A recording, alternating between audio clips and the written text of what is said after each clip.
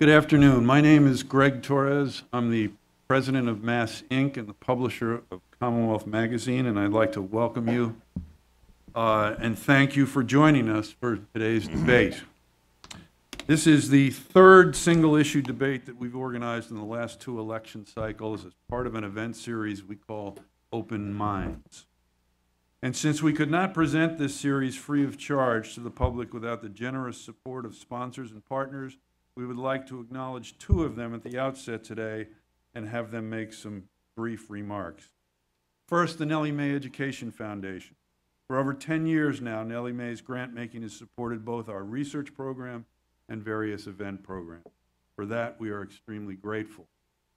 Second, UMass Dartmouth and its new chancellor, Dr. Davina Gross. For the past 5 years, UMass Dartmouth has been a partner with Mass Inc. in our Gateway Cities program, and we are delighted to have them as our host here today. So to get us started, please welcome the president and CEO of the Nellie Mae Education Foundation, Nick Donahue.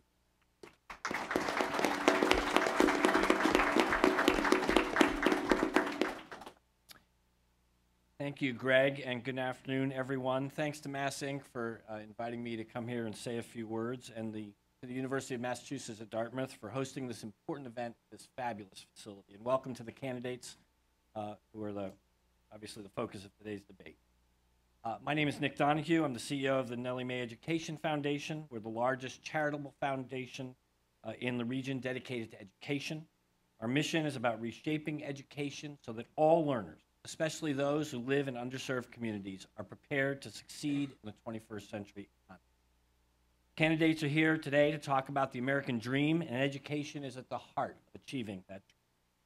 Massachusetts has been heralded as having one of the best education systems in the country, and in fact competes internationally in terms of quality and achievement.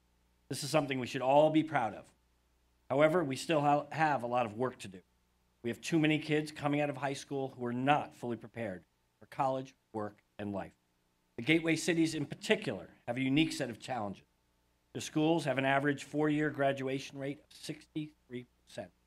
And in some of these cities, as few as 15% of incoming ninth graders will complete high school on time and enroll in a four-year college or university. The statistic for community colleges are not much better. This in an era when the skills and knowledge commensurate with a high school diploma are no longer adequate to participate and succeed in a global economy. In addition to the challenge of higher level skills, the new basics, if you will, that include problem solving, deep analytics, collaboration, we face a related challenge. We need a broader range and much greater percentage of learners succeeding at these higher levels. The time has passed when we can sacrifice a majority of learners as dropouts or high school only achievers. To prepare our nation for the future, we need much larger majority succeeding more fully.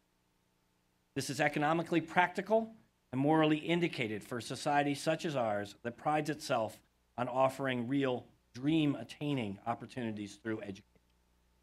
To achieve these goals, we must rethink our approaches to education, to modernize, if you will. Our educational system is in many ways like an old house, but we can no longer put on a new coat of paint, add some new appliances, or even put on a fancy addition. It's time to really rethink the fundamental aspects of education, get down to the weight-bearing walls, if you will, because there are underlying problems in that foundation. To make sure all students can learn to be successful in school and in life, we need to remodel our existing schools to incorporate new approaches to learning. We need to rethink where, when, and with whom learning happens in order to provide students with a deeper learning experience that better prepares them for the future. An approach we believe in that's called student-centered learning. Learning doesn't just happen while students are sitting in a classroom from 8 to 3. Our students need to get out beyond the walls of the classroom, actually or virtually, and with the help of the broader community, master both the academic learning and critical thinking, problem solving, and communication skills they need to thrive beyond high school. Through strategic investments in innovative and effective student-centered approaches, Nellie Mae is committed to helping school districts and states in New England prepare all learners for full participation in post-secondary education, work, and life by 2025. This brings us to this important election. Working together, we can build on the Commonwealth's reputation to elevate the conversation and remind Americans that public education is a common good and the foundation of our democracy. Where better to promote creative and innovative approaches to learning than in a state whose brand is about leadership and innovation. One task that will face whoever wins the November election is that Congress is reauthorizing the Elementary and Secondary Education Act, that are known publicly as No Child Left Behind. It's time to take a close look at that act and think about the incentives and consequences in the law and how it can promote, nurture, and grow the kinds of innovative approaches we need to move into this century. Both candidates today understand the power of having access to a quality education and know full well that Massachusetts has the resources to build an even stronger and more equitable public education system that works for all students. We look forward to working with the eventual representative of the 4th Congressional District to continue to build the education system we need for the 21st century, which will ultimately benefit the economic future of the Commonwealth and the nation. Let me close by just personally thanking both candidates for your dedication to public service and the courage you have to run for office. Now I'd like to turn it over to Dr. Davina Grossman, Chancellor of UMass Dartmouth. Thanks to all of you, and thanks to the university.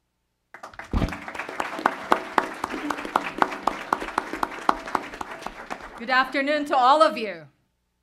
Welcome to the University of Massachusetts Dartmouth's Advanced Technology Manufacturing Center.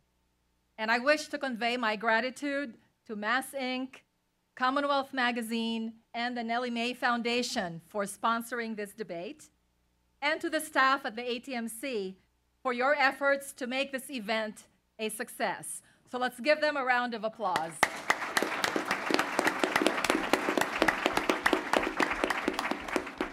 There are many VIPs in the audience, but there is a specific one I'd like to acknowledge, and that's our two-term past chairman of the Board of Trustees of the University of Massachusetts System, Mr. Jim Karam.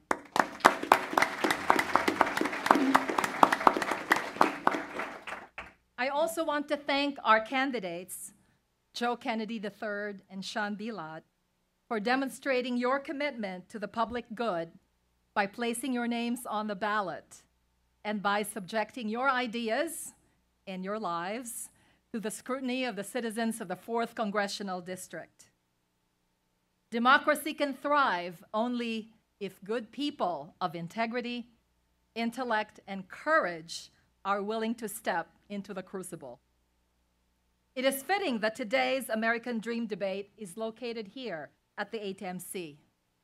This facility was once the site of a thriving Care textile mill destroyed by a devastating fire. It is now a haven for innovation and evidence of an emerging innovation economy in the South Coast region. It is likewise fitting that as this debate is being held, a delegation including the Ambassador of Chile, Chilean energy and economic development, science and technology officials, and 15 university presidents from Chile are touring this facility, evidence that our economic interests are tethered to global forces and friendships.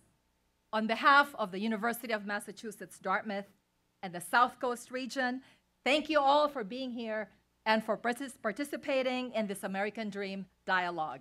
Thank you.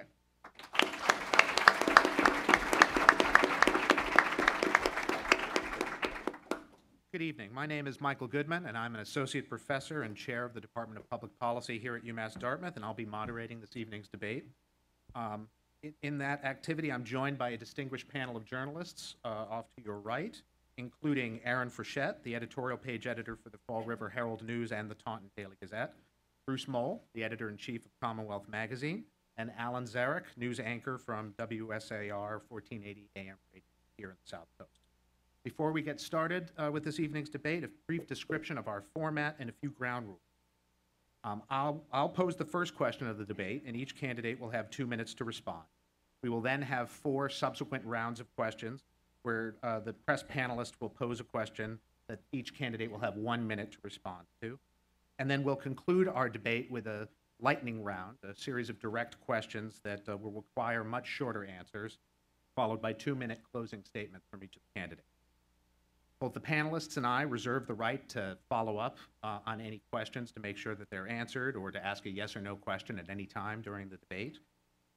We want to make sure we stay on schedule, and so our timekeeper is going to remind us by holding up a green circle when the candidates are providing their answers, which will turn yellow when there are 15 seconds remaining, and then again red when the time to speak has elapsed. The candidates have agreed to abide by all these rules, and I've agreed to enforce them. My role this evening is to ensure that tonight's debate is fair, to make sure the candidates answer the questions they are asked, and most importantly, to ensure that the voters of the 4th District are given an opportunity to learn more about these two candidates, both of whom aspire to represent them in our nation's capital. Our time is limited, and so I would ask that the audience refrain from expressions of support or disagreement, except for right now, when I would ask that you please join me in welcoming your candidates. Republican Party nominee Sean Belat and Democratic Party nominee Joseph Kennedy III.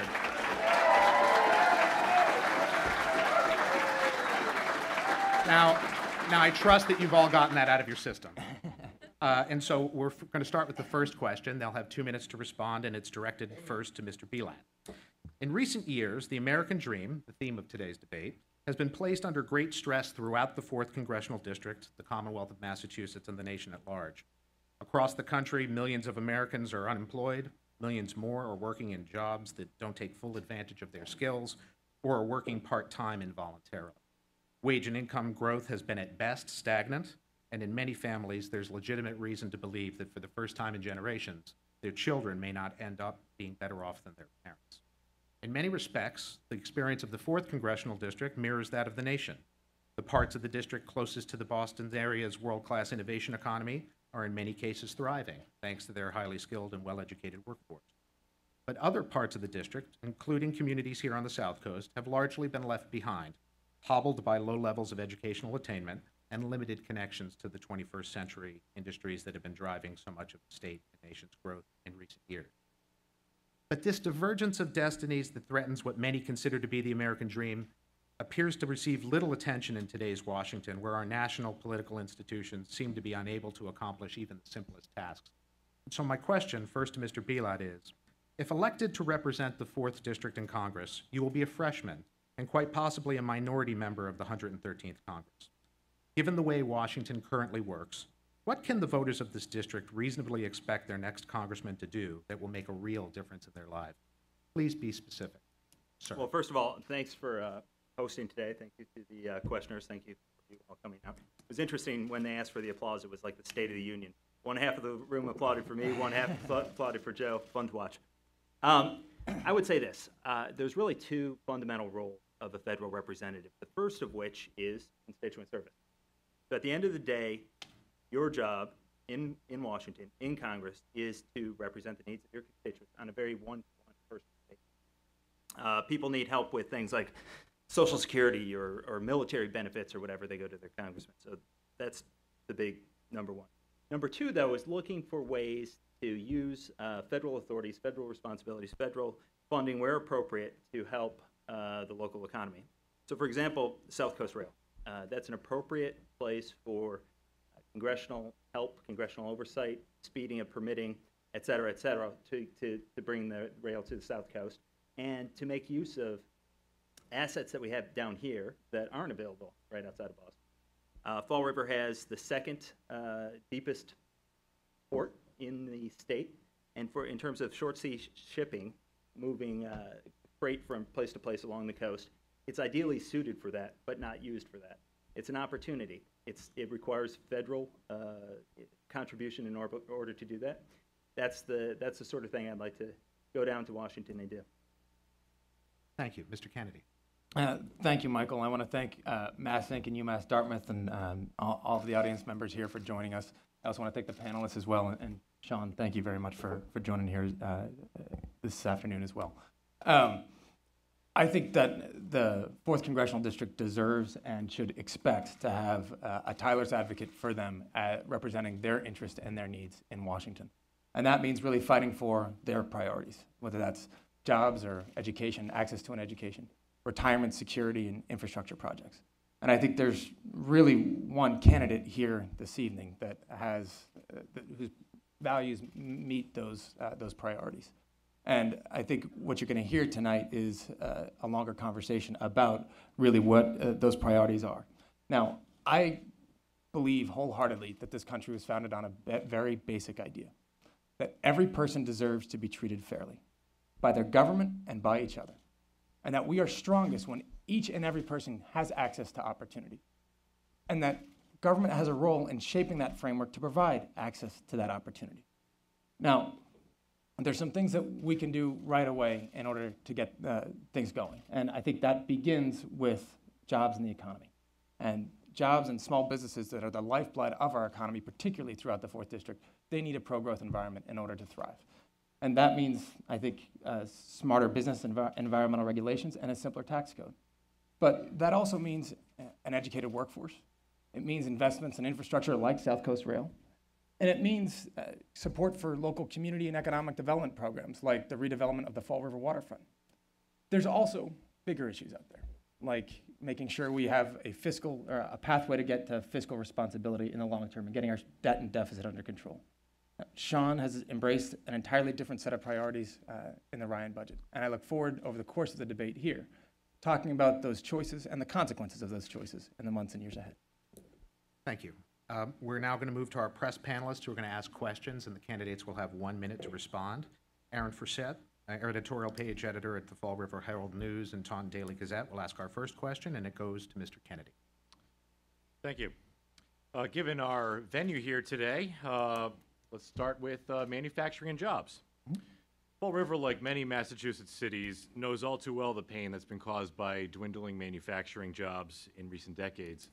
And as a congressman, how would you how would you see the federal government's role in helping to create and retain manufacturing jobs, and how would you support that role? Thank you very much. So I think you hit on a big topic, particularly here in the South Coast region, which is trying to make sure that we can get our economy up and running again, and how we can provide government can provide some access to that opportunity. There are about 200,000 people who are unemployed across Massachusetts and 130,000 job openings because they require the skills that the jobless simply don't have. Now, there's a real strong role there for workforce development and trying to make sure that our colleges and community colleges, or our vocational schools, are cranking out graduates with the skills that they need to get plugged right back into the workforce. I was at a medical device manufacturing company in Franklin a couple weeks ago, and they said that they are looking for people to hire, but they can't find people with the skills that they need to start jobs right away. And that's a $40,000 or $50,000 a year job. We were at Bristol Community College over at Commonwealth Landing, looking about 10 days ago, looking at some of the workforce redevelopment programs that they've put together, retraining individuals who have lost their jobs because of some companies being sold or bought out, and then moving on into the future. So preparing them for work in the future. So I think there is a real role to play. Mr. Belat. Well, at a time where 52% of people who graduated in the past 3 years don't have jobs, I don't think education's the problem. I think the problem is lack of jobs. And in order to change that, we have to change the way we're looking at the economy. The first thing we need to do is stimulus, but stimulus through tax relief. Give people and businesses back their own money. They will make better, more effective, more efficient investments than the government can. By virtue of their proximity to the situation. So a family is always going to know best whether it should pay down a credit card bill, or whether it should buy a new car, or whether it should send a kid to college. Government can't know that. But part two is setting still the regulatory environment, making things predictable. And so right now, I've gone around and I've had this conversation 100 times with business owners where they say, you know, I'm in a position where I could hire a couple of people right now. I could hire 2 or 3 people, but I'm not doing it. And the reason I'm not doing it is I don't know what's coming. I don't know what my taxes are going to be. I don't know what the Affordable Care Act is going to mean to me. I don't know, so I'm not hiring. And it's those sort of short-minded policies that come from people who have never spent time in business, never spent time in the private sector, don't know how these things work, that get us into the situation that we find ourselves today. I'm going to take the liberty of letting this keep going a little bit, because I think it's an important topic and something that you appear to differ on. Mr. Kennedy, if you want to take 30 seconds to a minute and respond about the role of the federal government in job creation and reacting to what Mr. Belat said. Yeah, I think I actually think part of what Sean said I've heard as well. There's we visited everything from shipbuilders to high-tech companies up in Needham, shipbuilders down in Somerset, who have indicated that the regulatory environment is tough. And I think that's why there's real room to create a smarter business and environmental regulations. Unfunded mandates are killing communities across this district and across our country. And I think if you take a step back, many people will actually agree on the purpose of those regulations, but the implementation of them doesn't make any sense. And that's certainly something that I would like to be able to work on. However, there are, as I said, 200,000 people out of work and 130,000 job openings. That's an incredible inefficiency in the labor market where smart investments in workforce development can, in fact, lead to better jobs. Okay. Last word goes to Mr. Belot on this round. You know, it's those sort of amorphous answers that I think get us into trouble. What exactly would a government teach somebody to do? How would the government know what program to teach them? Do they teach them to manufacture a certain type of widget? Or do they teach them to be an electrician? Or do they teach them to be a physicist? There is no way that a central governing organization can make those decisions. Markets can make those decisions. So let's help them. Let's let them. Let's let them make decisions about who they want to hire, what skills they need among the people that they want to hire. Let's let businesses grow and create the jobs that we need. There'll be plenty of opportunities to continue to engage, but we're going to move on to our second question that will be asked by Bruce Moll and will be directed to Mr. Belot.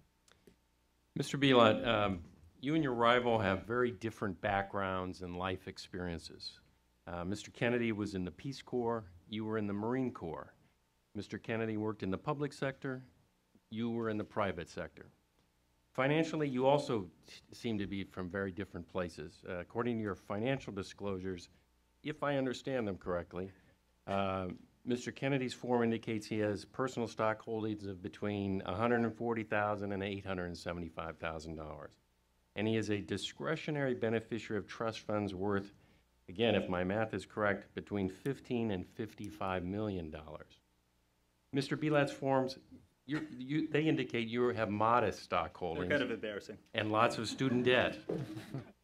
So what in your personal background makes you better equipped than your opponent to understand and represent the interests of the middle class in Massachusetts?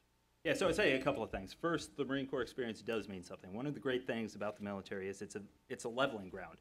It's a great place to be to meet people who you wouldn't ordinarily encounter. I had a 18-year-old, I went to college at Georgetown University, lived there for a couple of years after in DC. So I had an 18-year-old corporal who was working for me, and he was from DC. I said, well, where? And the place he was from was a part of town I would have never gone, will probably never go, and I would have never ordinarily encountered this individual. I think it makes a difference when you have an experience that allows you to meet so many different people. I am a father of two. We have a 2-year-old and we have a 1-year-old. Last weekend, we went to Walmart on a Friday night because it was the first night in a while I could go out and do errands.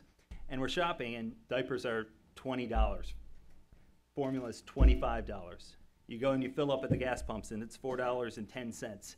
It's amazing the hit that families are taking.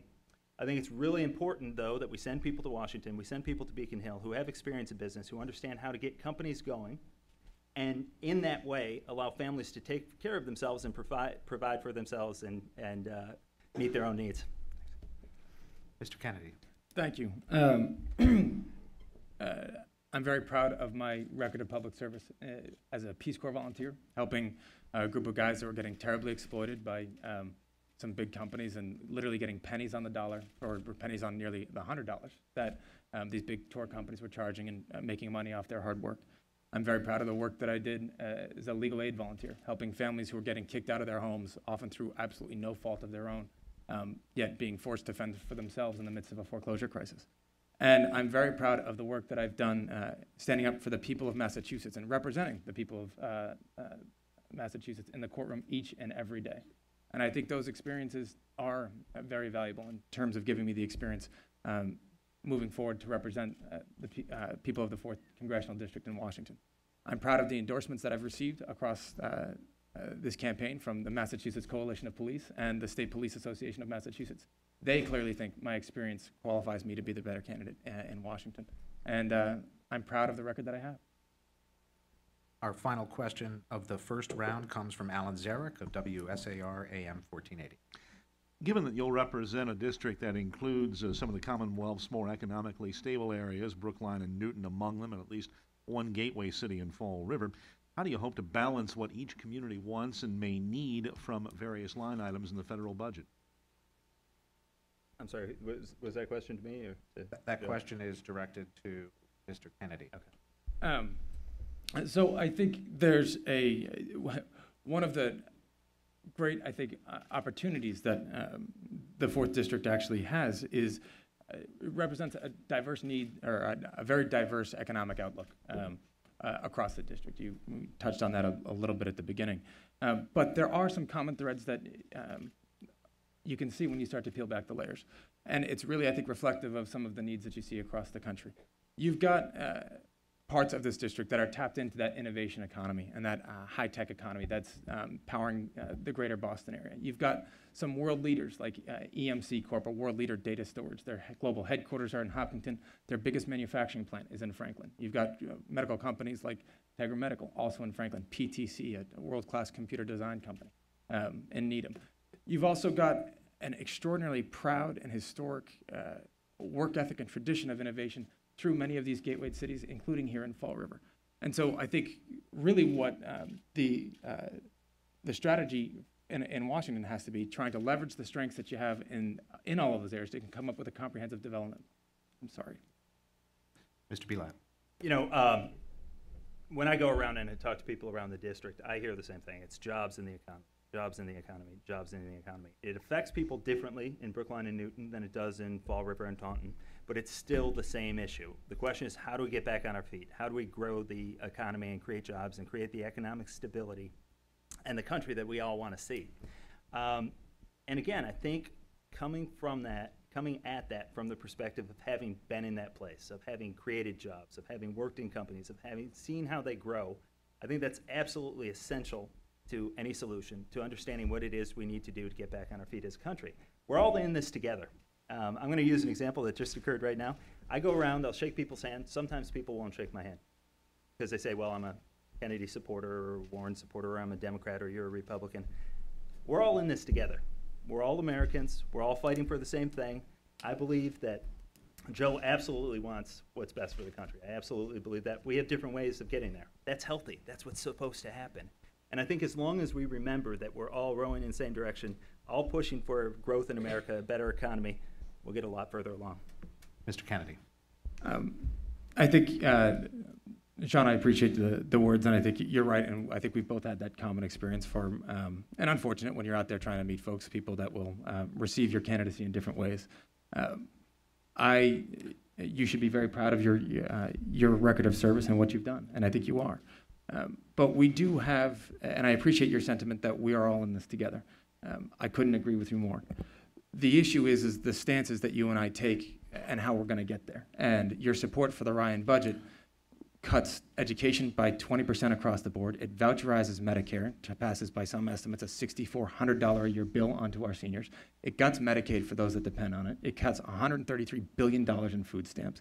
It cuts 200,000 children off of Head Start in 2014 alone, all while passing an average tax break of close to $400,000 onto the average millionaire.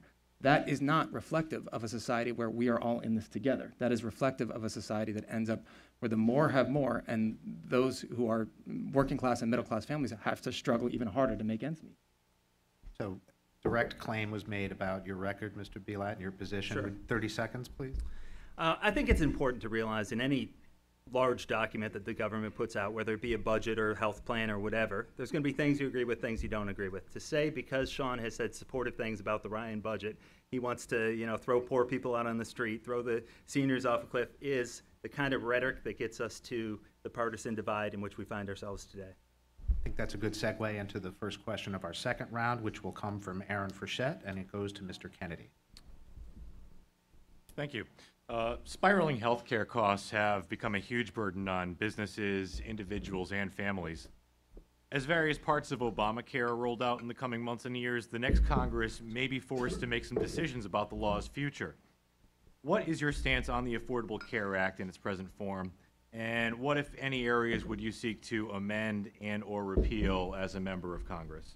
Great question. I'm a big supporter of the Affordable Care Act. We have obviously the foundation for that law here in Massachusetts. We've got 100% of all children covered, 98% of all adults. And we are now a state where no person is now one bad gene or one bad accident away from medical bankruptcy. The Affordable Care Act puts on important protections that start to get healthcare costs under control, which is the next big challenge that we have in our healthcare system. It's the biggest driver to our debt and deficit. And so moving to the creation of the Accountable Care Organization, moving off a fee-for-service based system onto a global payment system, putting in incentives to allow for prevention and the management of chronic conditions. All of these things are extraordinarily important. That being said, there are some places that I would tweak the bill. I think the medical device tax is probably certainly not right for Massachusetts, and it's one place that I think, one part of it that I think should be repealed. Mr. Bilat. Well, first of all, I was grateful that the president the other day said that he liked the term Obamacare because it's much easier to say than the Affordable Care Act. So I'm going to call it Obamacare. I think that it's got to go. The problem we have is anytime you have a piece of legislation that's so comprehensive and so large that the people who are writing it say things like, "We will find out what's in it once we implement it," I think you're headed down the wrong direction. What the federal government can and should do is encourage competition. It should enable and allow competition between healthcare providers and insurers across state lines. That will broaden coverage. That will bring down costs. It should enhance and allow rollovers of health savings accounts, flexible savings accounts. Right now, the people who could benefit from them most are people who are least likely to max them out because they don't want to use it. You're making, if you're working at $40,000 a year and your max is $2,000, unless you're absolutely sure you're going to use it all, you're not going to put it in there. We're missing an opportunity for people who could be most affected by that to gain benefit. There's many, many other things, but they're market-based solutions. Increasing price transparency, limiting tort claims, et cetera, et cetera. There's a number of things we can do that are simple. Once we get through those, once we solve as much as we can through market forces, that's when the government should step in. But the starting point shouldn't be this complicated, overly complex legislation that raises taxes, and it isn't clear how it benefits healthcare.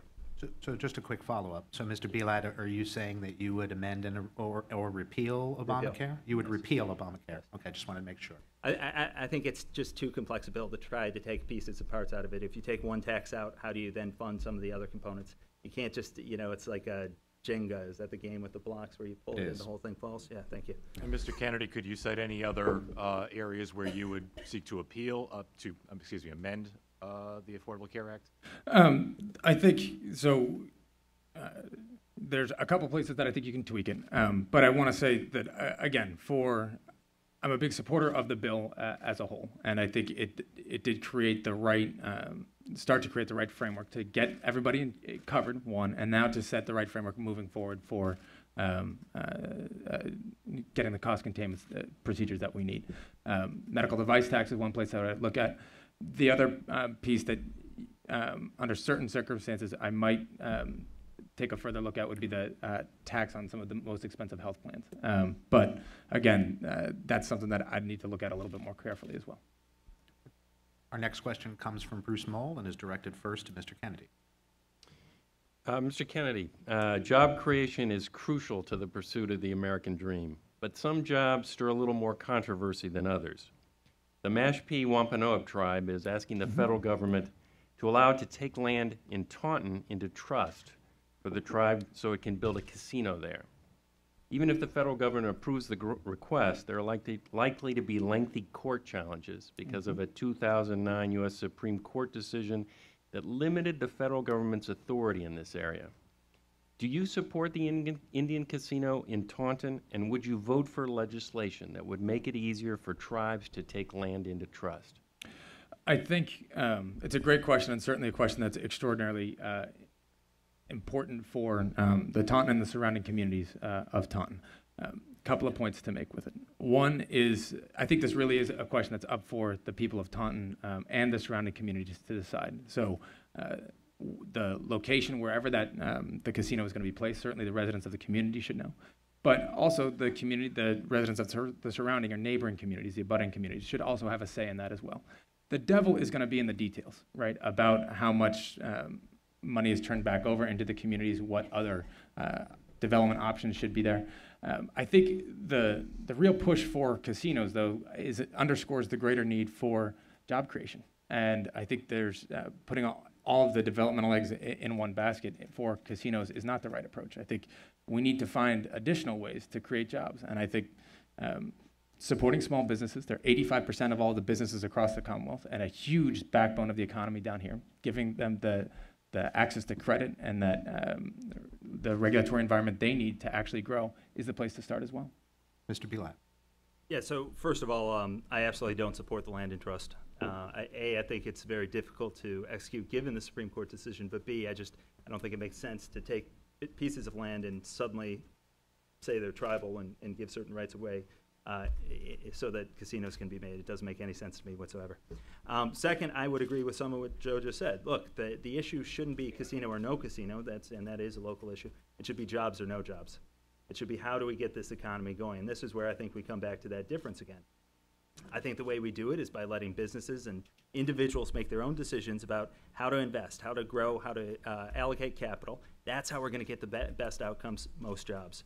The second is regulation, letting people know what's coming. So I think you're going to hear us returning to these themes a number of times, and I think that's an important distinction and decision for all of you to make on November 6th.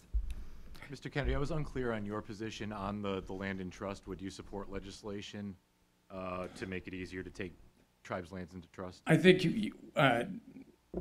the short answer is it depends on how the legislation is crafted, right? We want to make sure that tribal communities that have historic ties to areas are able to take land into trust. However, you don't want to make that so easy so that it ends up allowing for groups that don't necessarily have the historic ties to be able to access that land. So I think that it depends. The short answer is, again, it depends on how that legislation is crafted, but it's something I'd certainly take a look at. If it were specific to the Taunton site, do you know how you would? It's something that, again, if there's local support for the casino, that's the way that I think is the right approach. This shouldn't be something top-down from Washington or anywhere else.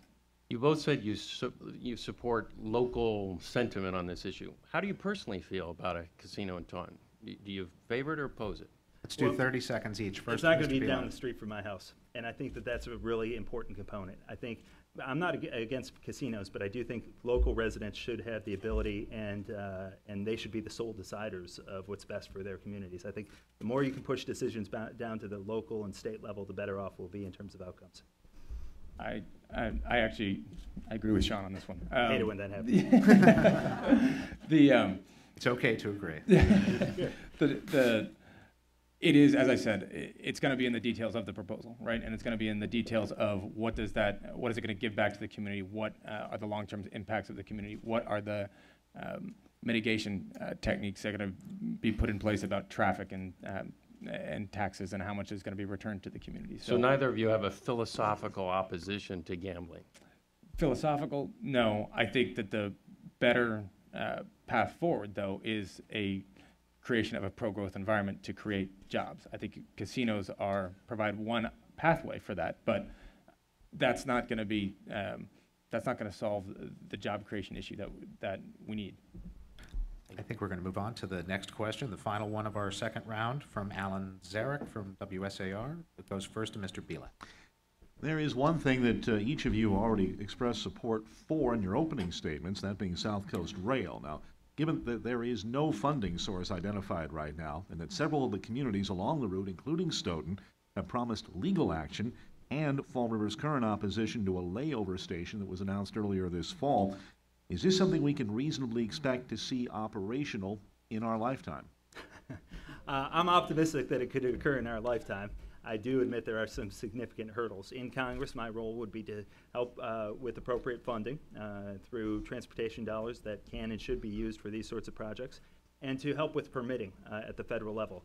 In terms of local decisions on where the stops are, what the routes are, those are going to be local decisions. But I can help, in terms of funding and permitting. I think that there is a role to play, obviously, for a federal representative here. There are significant challenges, obviously, to the development of South Coast Rail. It's a project that has been talked about in the planning process for years. I think it is an important one for the region, and so it is one that certainly, if I'm fortunate enough to be elected, would be something I would strongly advocate for. But I can't promise that just because I would be elected that all of a sudden it's going to happen overnight, right? It's a major infrastructure project. but it's something that I think is very important, and from my conversations with residents in the South Coast region, it's certainly important to them. Have either of you developed a plan for how you would identify funding, federal funding for South Coast Rail?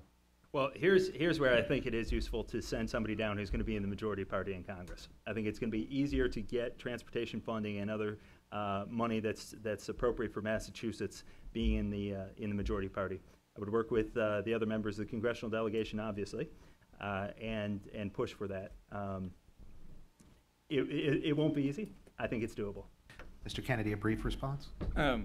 It's certainly something that I think there's, again, a role there to be played for a federal representative. The other idea that was actually floated out, I think it was from the mayor of New Bedford, had suggested that if there is a casino that is put in place that in the region, that some of the revenues from the casino could go to paying for the South Coast Rail project. So again, that's one of the areas that when you talk about the support for the South Coast Rail project, it's ideas like that that I think start to make the project look perhaps more favorable and more feasible to actually come to pass.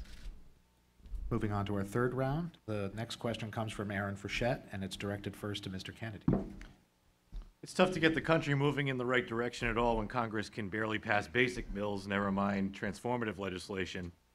In the next session, if you were to be elected, how would you help to break the partisan gridlock that's hampered the current ability of the 112th Congress to make and debate policy? 2 points to that. And I think the partisanship issue, it is a huge issue. It's one that comes up across the district, no matter who you're talking to, backgrounds or income levels, histories. It's on people's minds. And I think really there's 2 points to go forward.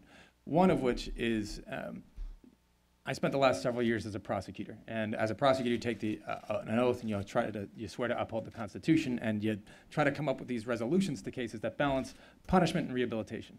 Literally across the aisle from you is a defense attorney who takes a similar oath to uphold the Constitution, but is advocating for their client.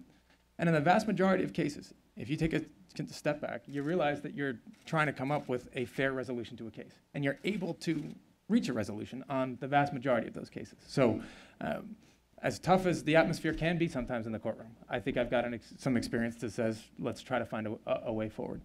Two, some of the really big issues out there, debt and deficit, healthcare costs, education, infrastructure, energy policy.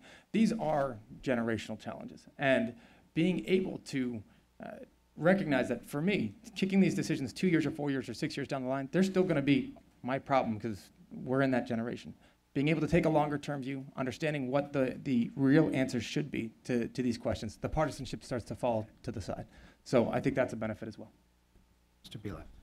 Well, I'm going to say something similar. In my previous experience in business over the years, I've worked in a number of businesses as a consultant, as a manager, as an executive in various places. And one of the things you find very quickly is people have disagreements, and you sit in the conference room, the boardroom, and you hash out those disagreements. But you don't yell at each other. You don't call each other names. You don't say, there's no way I'm going to agree with this idea because that guy also agreed to it. We don't need to do that in Washington either. We need to behave like adults. And one of the components of that is not saying somebody's intentions are different than what they're stated to be. And actually, it was Vice President Biden who made a great point about that a couple of months back on The Tonight Show. But he said a lesson he learned very early on was never guess what the other guy's reason for doing something is. Just listen to his words and look at his actions. And I think that's so important. I think tone is important. I think the ability to get out and have a discussion and be civil and listen to ideas and exchange with people without being angry, without being intimidating, without being intimidated, it's very important. So, you know, I think that has a lot to do with it. And then the last thing is, as a Republican in the Massachusetts delegation, if I can't cooperate with Democrats, I'm going to get nothing done, frankly. I mean, you know, there aren't a whole lot of us in Washington right now, or in this state right now, or in this room probably. So I think getting the ability to cooperate and reach across is very important. Okay. Next question goes from Bruce Mole to Mr. Bielak. A college education is often a ticket to the American dream. Yet young people are graduating from college buried in debt. Mr. Bielak, you've experienced this firsthand, judging from your financial disclosure form. You face several $100,000 in student debt, your family does. What would you recommend to address this problem? Well, first of all, I think, so my wife and I have both been fortunate to go to college and then get a couple of graduate degrees, and that adds up. I think it's been a good investment, but that's the question. It's always got to be a question of the reward to the cost. And right now what we're seeing with the ever spiraling cost of college tuition relative to the employment opportunities out there, too many people are upside down in the market. And part of the reason for that is, for all the right reasons, with good intentions, these loan programs were set up that were subsidized by the government for a long time. It's changed a little bit. And lenders were protected in order to ensure that everybody could get credit. Well, isn't that what happened with the housing bubble in more or less, or isn't there a parallel there? So what we have is a situation where lenders have no reason to judge the risk of somebody getting a loan, because they're protected at the back end. You can't get out of loans, student loans, in bankruptcy. So the lenders are double protected. They don't care who they're giving out the money to. The colleges think it's great because they can keep on raising tuitions because they have this captive market who can afford to pay it. Who gets the short end of the stick are the students, who may or may not be able to make these payments off over the years, and we've got a big bubble coming. It's hugely important that we address that. I think I ran out of time to explain how we would do that, but. Mr. Kennedy. So I agree. Obviously, it's the cost of college education is one of the biggest problems out there that particularly my generation is facing. Many of my classmates end up graduating and have graduated with the equivalent of essentially a mortgage payment without the house. And so there's a couple of things that we need, and I think government can actually play a role in this. One is transparency, so that students and families, when they're sitting down and starting to fill out those forms, they know exactly how much they're going to pay, what that repayment schedule is like, and what other, given the student's interest, if they know that they want to get into an engineering program. There's many schools that offer great engineering programs where perhaps one with a better name, their program isn't nearly as good as the one that they can get access right down the street. So understanding the cost and the return on that investment, it's the transparency issue.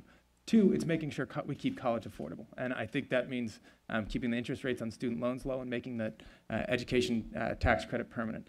Three, I'd say it's putting pressure on colleges and universities as well, so that their costs, as they have over the past decade, spiraled out of control. So we got to make sure that we keep the actual college's costs as well. We're going to get to keep going because this is a huge part of the American dream and a huge challenge for many families in Massachusetts.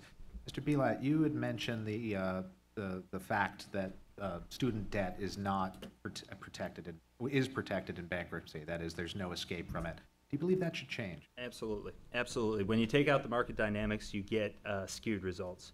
So because lenders have no risk whatsoever, they will lend way too much money to people who can't afford to take on that risk in the first place. We need to change that, or we're going to keep on having the same problem we've been having. Good, Mr. Kennedy.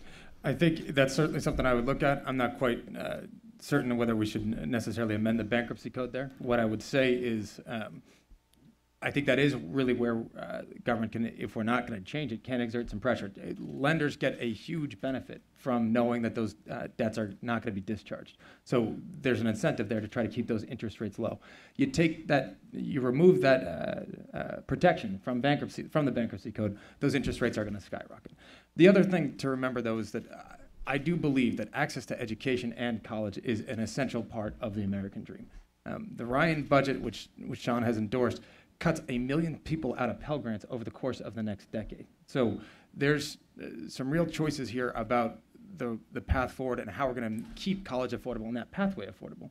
And we're on the other side of that as well. So direct charge, you going to eliminate Pell Grants? First of all, no. Second of all, endorsed is a little bit strong. You know, I've said that there are good ideas in the Ryan bill, and I'll continue to say that because I believe it to be true. Anybody who's talking about the long-term fiscal sustainability of this country and our programs and the things we believe in is talking about the right stuff. Whether all the right answers are there, I don't know. That's a conversation for us to have. But I'm not going to back down on the fact that I do support the approach of the Ryan plan. That does not mean I support cutting Pell Grants, and nor would I. Mr. Bilat had run out of time to explain how he would address the issue. Do we have time for him to? By all means. 30 seconds if we could. Sure, and it goes back to a couple of things I've been saying about putting risk back in the game for lenders.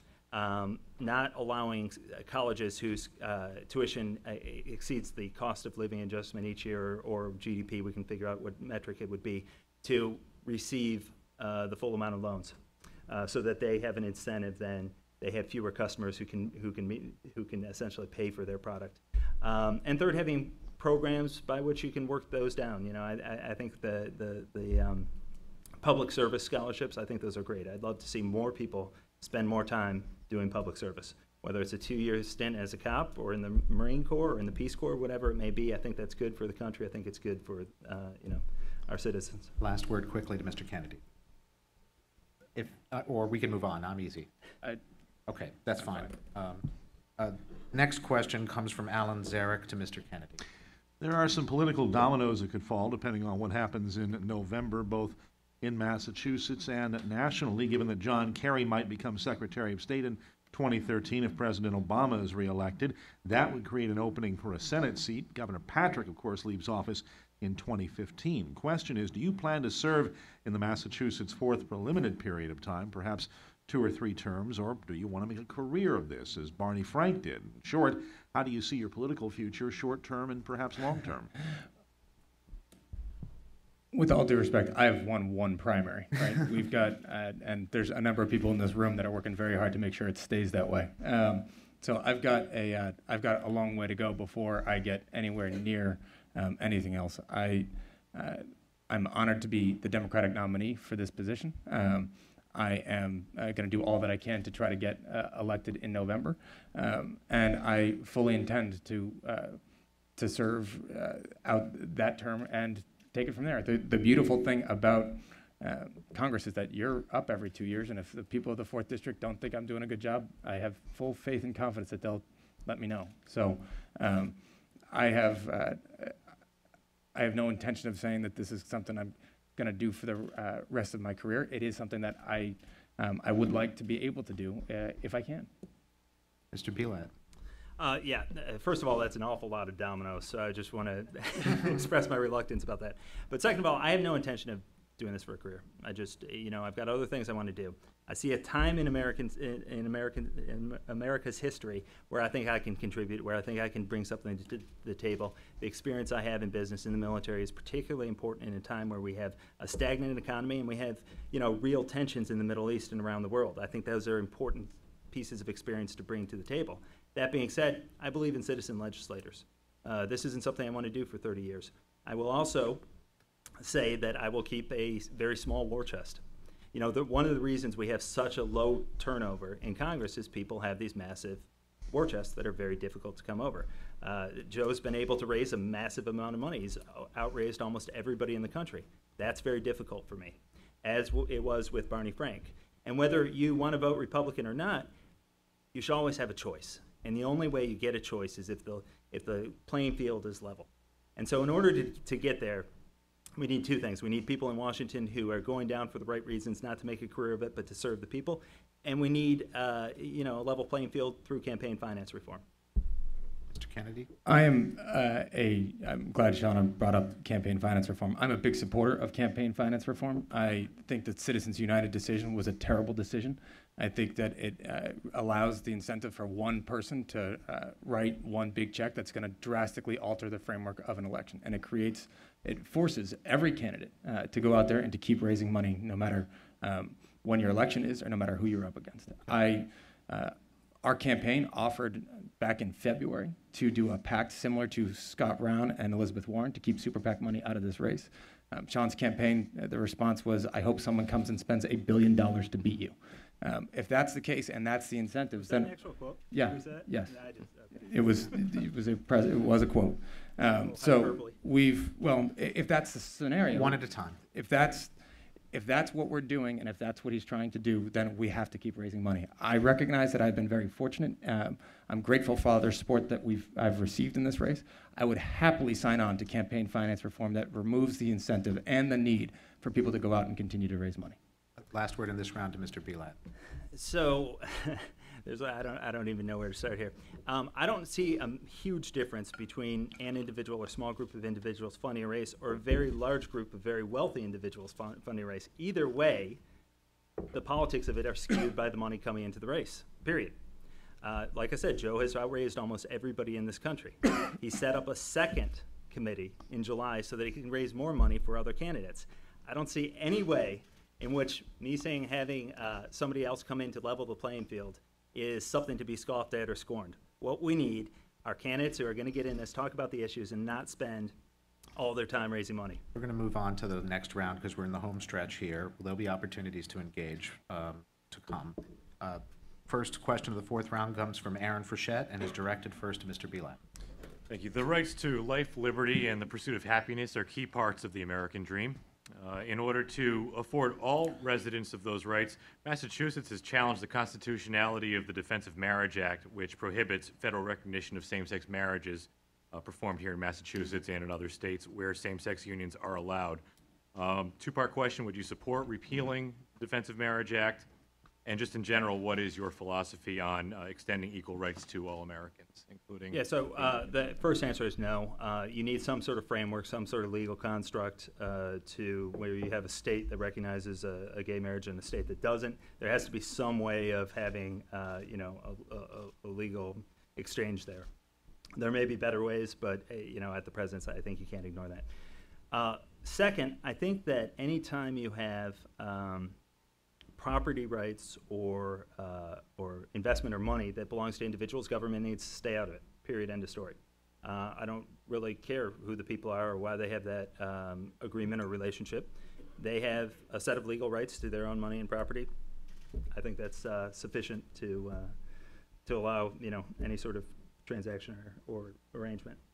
So just to, your answer was no, you would not support repealing the Defense of Marriage Act? Mr. Kennedy?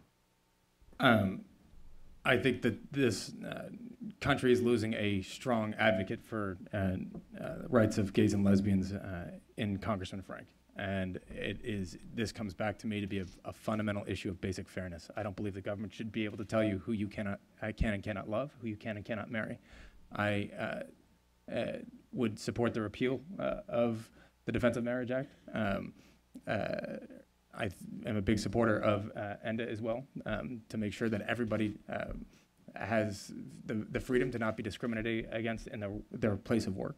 I'm a big supporter of LGBT rights across the board, whether that's from bullying down in schools that are high schools and colleges, on up to making sure that individuals who have come out over the course of their lives, given the incredible advances that we've made, now feel comfortable when they're going into retirement homes that they don't have to recloset themselves. So this comes back to me to be a basic issue of fairness, and it's one that I feel very strongly about.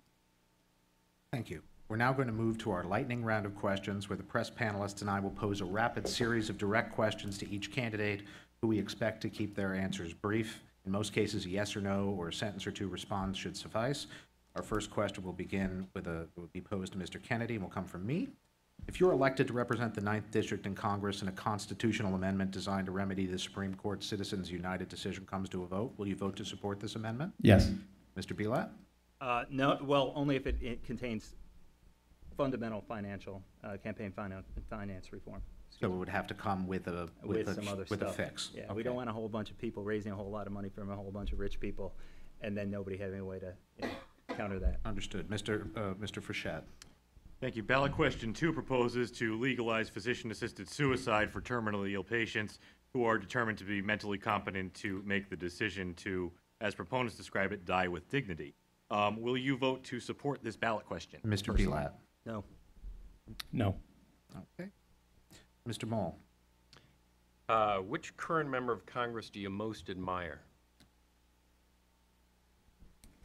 Oh, is that to Mr. Kennedy first? Congressman Frank would be right up there. Mr. Belat. I would differ with that. You know, I'm flashing through a bunch of, here's an odd one, but Richard Lugar. I actually think he's done a good job over the years. I think he's been good on a lot of foreign policy issues. He was a great mayor of Indianapolis back in the early 70s. I did some innovative things there. Richard Lugar. He won't be a member much longer. Alan Zarek with a question to Mr. Belat. Do you believe that our troops should be withdrawn from Afghanistan on the timetable outlined by President Obama, or should they come home sooner? Is our national interest served by the continued presence of boots on the ground in Afghanistan? Yeah, I'm not a big believer in public timetables. I don't think that makes any sense whatsoever. That being said, I do think we need a smaller footprint in Afghanistan. I think we never had any business in the cities. I think we should be in the border regions with Pakistan, light infantry and special operations forces, and that's probably too long an answer. Mr. Kennedy. As quickly as is prudent. I support the basics of the president's timeline, but as quickly as is prudent. Good. Mr. Kennedy, what aspect of your opponent's record or character do you most respect? I think he's got from what I can tell, a lovely family, and that he's deservedly very proud of, and his service in the Marines. Mr. Belat. Wasn't that Obama's answer? That's a different question. What aspects of your opponent's record do you respect, Mr. Belat? You know, I like Joe. He seems like a nice guy, stand-up guy. So you know, and I respect the fact that he's getting out and campaigning and doing this. And you know, I haven't seen anything that shows a lack of integrity or character. More than 2 sentences, but that's okay. Mr. I have a lot of Frechette. good things to say. Mr. Frechette, first to Mr. Belat. Thank you. Do you agree with Ben Franklin when he said, those who would give up essential liberty to purchase a little temporary safety deserve neither liberty nor safety? Yes, no, and elaborate a little Yeah, bit. I do agree with that. I think at the fundamental aspect of our society is freedom and the liberty that God has granted us and that the Constitution and Declaration enshrined. I think that's a fair statement. Bruce Moll for Mr. Kennedy. Oh, I'm sorry. Mr. Kennedy gets a chance at that one. It's a pretty good quote. So I mean, I think yeah, sounds good. Mr. Moll to Mr. Kennedy. Fill in the blank. Candidates and elected officials who signed Grover Norquist's pledge not to raise taxes are unrealistic about how we're a middle ground forward. Mr. Belat. I haven't signed it. I don't want to, speak for other people. I presume, it's a concern with seeing taxes raised. So, I don't have a descriptive term. And our final lightning round question goes from Mr. Zarek to Mr. Belat. What are your thoughts on the prospect of succeeding Congressman Frank, and on a scale of 1 to 10, how would you rate his performance in this district? Constituent service 10, policy pretty close to the bottom end of that scale. I think I'd like to continue his tradition, though, of supporting constituents here in the 4th. Mr. Kennedy. I think Congressman Frank has done a very good job representing the people of the 4th District. Various constituencies, his constituent services obviously at the top, and always held true to his values. He never questioned where Congressman Frank stood on anything, and I admire that as well. Thank you. Now we're moving on to the closing statements, where each candidate will have the opportunity to speak for 2 minutes. The order of these statements, since we began with Mr. Belat, Mr. Kennedy will make the first statement, and you have 2 minutes, sir. Thank you very much. I want to thank all of the audience for being here today, for those out there on TV tuning in. Our panelists, also Mass Inc., Michael and Sean as well. I think what you heard this afternoon and this evening are two fundamentally different ways about how we want to move our country forward. Sean and I think, agree on really the challenges that we face, but we do have a fundamental disagreement about how it is that we're going to pick ourselves back up and get going again. You've got, in my mind, support for small businesses, making sure that they've got the access to capital, the educated workforce, and that they've got the clarity and the certainty that they need in order to get themselves up and running again. In the long term, you've got to make sure that we've got a balanced approach to our debt and deficit to create a society where each and every one of us has to do our part to make sure that we keep America prosperous for generations to come. And that means preserving access to opportunity and preserving that pathway forward for towards college and an affordable education, which you've heard from Sean, is once again an embrace of the principles behind the Ryan budget. And you've heard him indicate that when it gets to the details of what that means, then maybe not this cut or that cut. But the Ryan budget does voucherize Medicare. It ends Medicaid for those who depend on it. Or cuts Medicaid for those who depend on it. It cuts Pell Grants. It's a 20% cut across the board for education. It cuts 200,000 children off a Head Start, all while giving the average millionaire a tax break of nearly $400,000 a year. That is not an approach that asks each and every one of us to do our part to get ourselves to where we need to go. The 4th Congressional District, the towns and the cities throughout this district have incredible resources, incredible history of innovation and hard work. And I think what this election is about is how are we going to unite that district and unite our opportunities to move ourselves forward. And I think you've heard two very different ideas about how to do that. I ask for your support. I ask for your vote on November 6th. Thank you. Mr. Belat. when people ask me who my hero is, and this comes up in these sorts of forums occasionally, I always say my grandfather. During the height of the Depression, he was called down to this principal's office when he was in 8th grade one day, and they told him he had to leave school, Catholic school. He had to leave to go take care of his family. So he joined the Civilian Conservation Corps, and later the Work Progress Administration went out and cut fire breaks in California and other places. World War II comes along. 2 days after Pearl Harbor, he signs up, goes to North Africa and Sicily and Normandy and Battle of the Bulge in Belgium. Fights for this country for 2.5 years. He comes back. We've got his DD-214, which is the form you get when you're discharged. And on it, it shows that he got $46 when he came back to the States for his 2.5 years of combat experience. $46. He goes then and gets a job on an assembly line, working in a factory, a shovel factory, where he spent the rest of his career.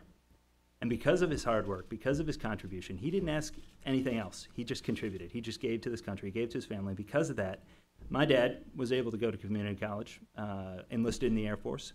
Well, shortly after he got out, he was able to go to college.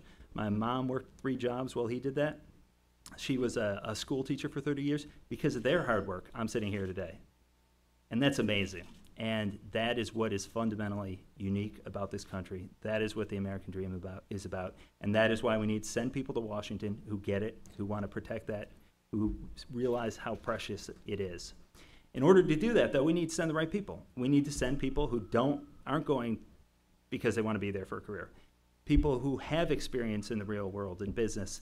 Joe has 2.5 years work experience. He's a great guy. Seems like he's got a lot going for him. But we need more experience than that. We need experience in business at this time of such a weak economy. We need experience in the military at a time when international issues are becoming so important. We need people who have had the middle class experience of sitting around the family table worrying about what's coming next. We need that in Congress. And so I ask for your vote and your support on November 6th. Thank you. That concludes this evening's debate. Please join me in thanking the UMass Dartmouth for hosting the debate, Mass Inc. and Commonwealth Magazine for organizing it, Nellie Mae for sponsoring, and candidates Belat and Kennedy for their spirited participation. Please make sure your voice is heard in the election on November 6th. Thank you.